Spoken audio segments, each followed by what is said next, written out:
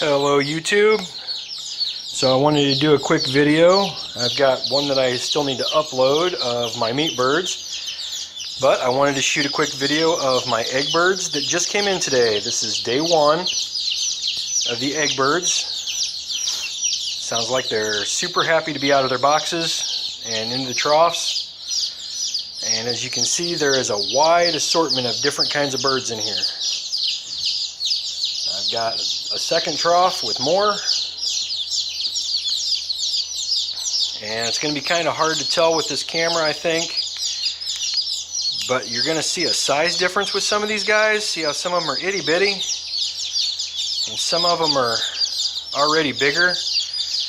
That's because the itty bitty birds that are in there are bantams. To be honest with you, I got the bantams to appease my wife and kids. I want to keep doing chickens, and in order to keep doing chickens, I have to keep everybody happy. So their happiness means I got to get birds that are kind of pretty to them. So I got 15 bantams with one free rare exotic bantam that I don't know what it is. But this is the same kind of setup I used for my meat birds initially. What I did is I went ahead and I've got the 1 gallon feeder in there. Every time I took one of the birds out, I dipped its beak right straight in the water, and let me see if I can show you on camera how I actually do that. Let's say I took this guy right out of the crate. I just take his head and dip it right down there in the water till I know he has some. Then he goes ahead and takes a little drink. You can see him tip his head back and he drinks it. Now he knows where the water is. The food, they find out pretty quick where the food is by themselves. So I don't try and entice them to the food at all. As you can see, they have found the food. That gives you better an idea right there of some of the size difference of these guys. The bantams, they grow to about 1/3 the size of a regular sized chicken. So they are really pretty much decoration. They just kind of make the flock look a little bit different, and get to have a little fun with it, and the kids get to name them. We're going to keep them, obviously, and but really they're not good for much. Their eggs aren't much of size, and the meat, obviously, they don't have much to produce as far as meat goes. You'll see this a lot when you get your chicks. If you put them in a setup similar to mine, is they do like running back and forth. I don't have the trough feeder in this one because my son's cleaning it and it's actually too wet to put in here right now. So as soon as I get it dried off, and it's already cleaned up, so as soon as I get it dried off, I'll get it in here. You'll notice that they haven't quite figured out how the watering works yet. You will see them climb right in there and use it as kind of like a bird bath almost.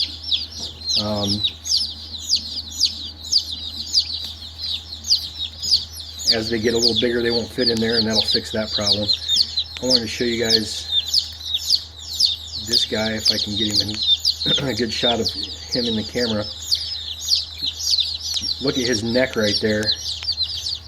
He actually has absolutely 0 feathers on his neck. That's called a naked neck turkin. As he gets, well, actually as she gets bigger, she'll actually look more like a turkey than a chicken, because she won't have any feathers on her neck at all. I just think they're probably the ugliest birds in the world, and to me that makes them awful cute. These two with the little Q-tips on their heads, I believe those are the white-crested Polish. They're a black Polish with basically white crowns on their heads. They'll turn into a big puff ball, and sometimes they get so big you can't even see their eyes. I've read about people actually trimming the feathers back because they're concerned the birds couldn't see. So the next question is, what else do I have in here? I know what they are, but I don't know which one's which.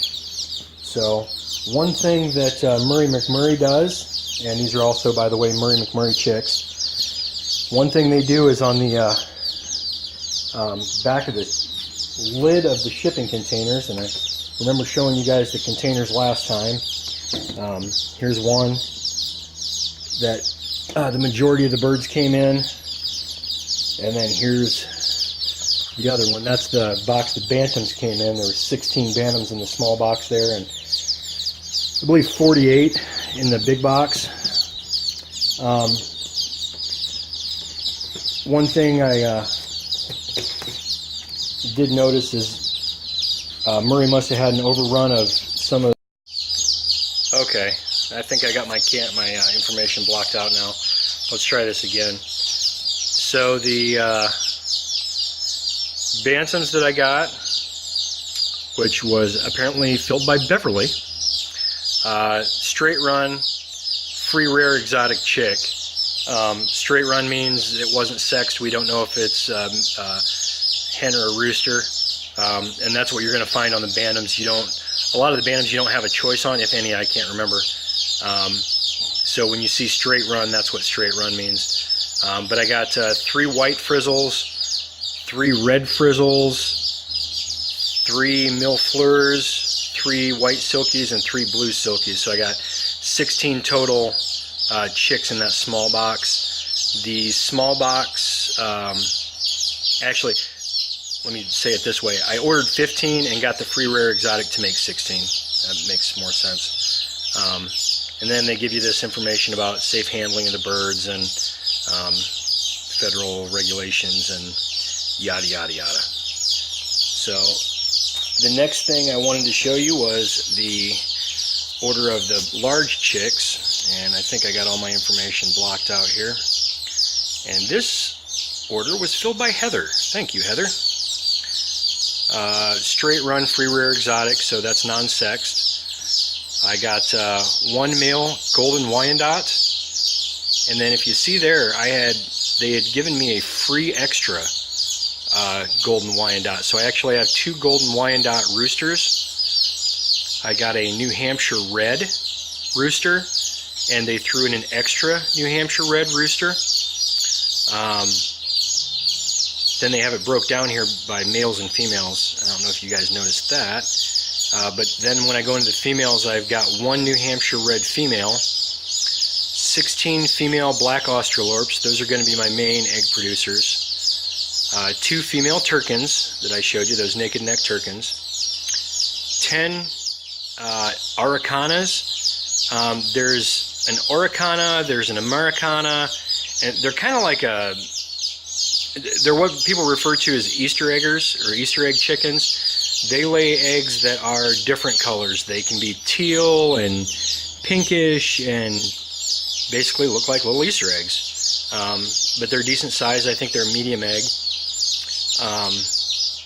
Those were my wife's idea. We're going to see how those sell to the public when we take them to the farmer's market and whatnot. 1 female golden Wyandotte. She's a hen, obviously. You got 2 mottled Houdans. I got 2 female golden Polish, and then I got 2 of the female white-crested black Polish. Those are the Q-tip heads. And I think the other Polish must be in the... Oh, I think there's one.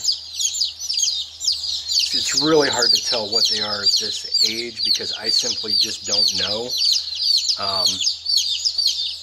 And I don't have enough experience to know. But it is really interesting seeing all of the different breeds, especially when you see them interact with each other. They do seem to get along pretty well. I noticed that with my last flock. I had the bantams seem to get along really well with each other, and they mixed well with the Australorps that were going to be my egg layers.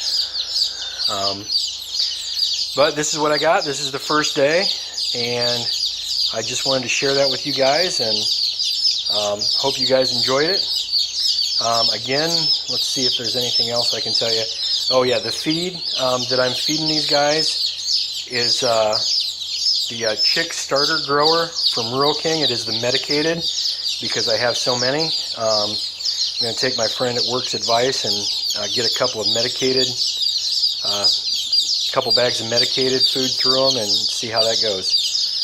So again, any questions, leave them down in the comments below, and I hope to hear from you soon.